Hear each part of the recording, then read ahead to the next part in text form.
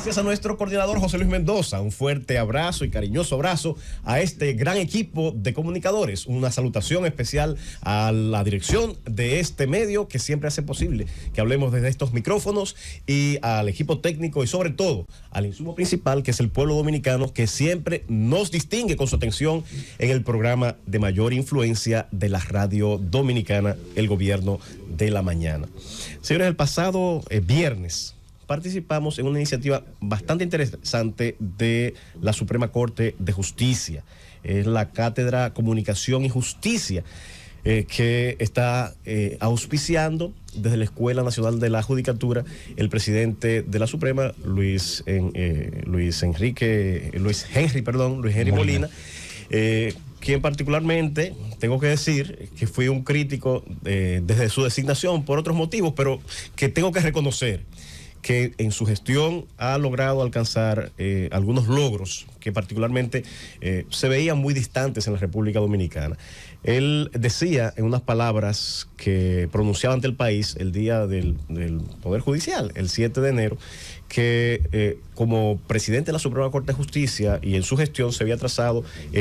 su gestión, o fundamentaba su gestión en tres pilares fundamentales, que era la cero mora, 100% de acceso y 100% de transparencia. Y en ese último punto, sobre todo el de 100% de transparencia, es que se inserta esta cátedra, en la que trajo como primer ponente a un destacado periodista y comunicador español, José Luis Cebrián, quien dictó una tremenda cátedra sobre esa relación que hay entre la justicia, la sociedad y el rol que juegan tanto los jueces como los comunicadores para hacer entender los procesos judiciales y mantener la paz social, que es el fin esencial que tiene la justicia en todo país.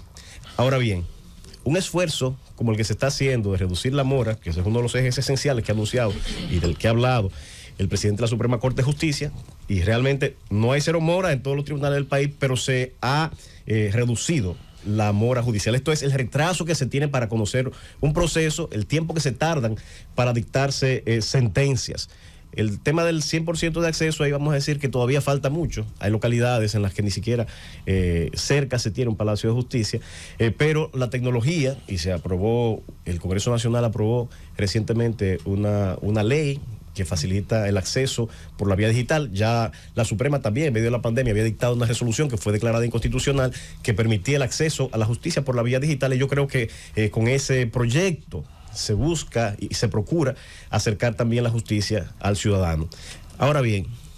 en cuanto a la mora, no podemos decir que se ha logrado en todas las escalas, en todos los niveles, ni en todas las materias. Hay materias en las que lamentablemente el retraso es reprochable, sobre todo porque es en la justicia que más próxima al ciudadano de a pie está, que es la justicia penal. Y aquí hacemos un llamado especial al presidente de la Suprema Corte de Justicia, al Consejo del Poder Judicial, para que este esfuerzo que se está haciendo, un esfuerzo significativo, que reconocemos esos avances que se ha tenido, no se tiren por la borda. Fíjense esta cátedra que también se hizo en honor al destacado periodista Adriano Miguel Tejada, un gran periodista y abogado dominicano. Ese esfuerzo que se está haciendo desde esa cátedra va a ser un esfuerzo que se va a tirar por la borda si no se presta atención a la justicia penal. Señores, desde que yo tengo uso de razón, estoy escuchando de esa justicia retardada y retrasada en materia penal. Estoy escuchando hablar del alto índice de presos preventivos que hay, de procesos que se eternizan y que nunca terminan. Y cuando se analiza la problemática, se busca y se identifica, pero finalmente se dan soluciones legislativas, soluciones de reforma, pero continúa esa mora judicial. Buscando en la historia, encontré un informe del 20 de octubre del año 2004, en el que se daba cuentas de que el 69% de los presos en ese momento era preventivo. Óigame, en el año 2004. Desde esos tiempos se está luchando por reducir esa cuota, esa cantidad de presos preventivos. Se reformó la justicia dominicana, se cambiaron los actores, se educaron a los jueces, se profesionalizó el Poder Judicial y tuvo un avance significativo. Eso es cierto, eso es real. Se vio también un obstáculo en el Código de Instrucción Criminal de aquel momento, que se decía que era el que motivaba, y muchas leyes especiales, la existencia de tantos procesos sin conocer el fondo, con esa justicia dilatada, esa justicia retrasada, retardada, que no es el mayor símbolo de fracaso de cualquier tipo de justicia. Pues resulta que también se aprobó el Código Procesal Penal, que estableció una serie de mecanismos para evitar ese retraso en la aplicación de la justicia. Por ejemplo, se establecieron mecanismos en los que se extinguía la acción si no se presentaba la acusación en un plazo determinado.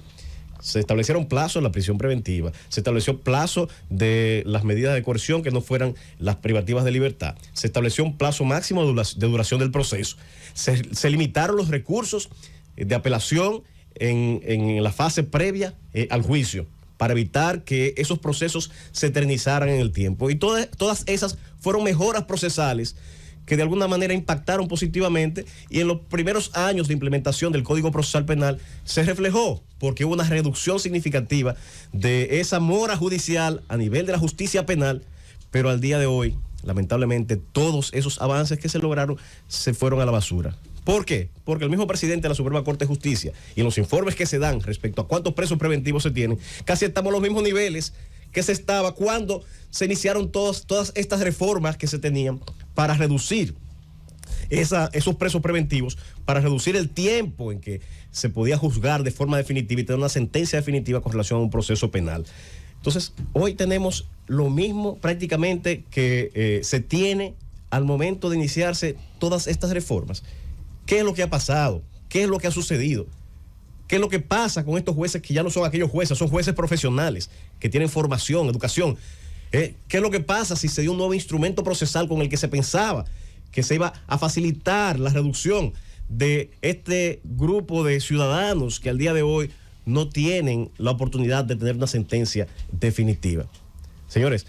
la sociedad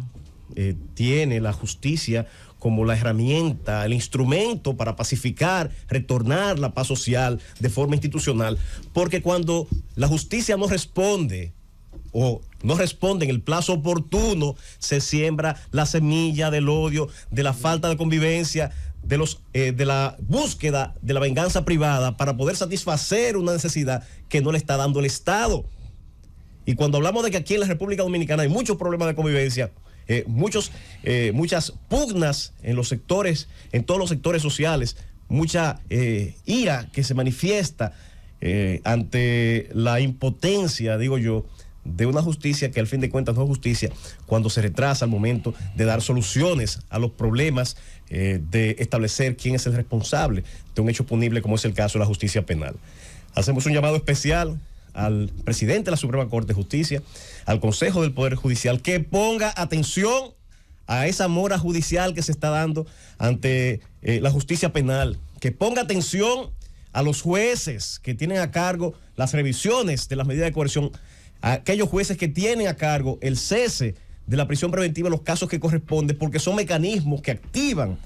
la obligación y la obligatoriedad de conocer el fondo de los procesos y que no sean indiferentes, no sean indolentes ante la justicia de aquellos que andan a pie, y que no se termine teniendo el privilegio solamente de aplicar justicia para aquellos que tienen la posibilidad de pagar buenos abogados, aquellos que tienen el privilegio de tener, al fin de cuentas, la prensa a su favor. Llévatelo, Cundo.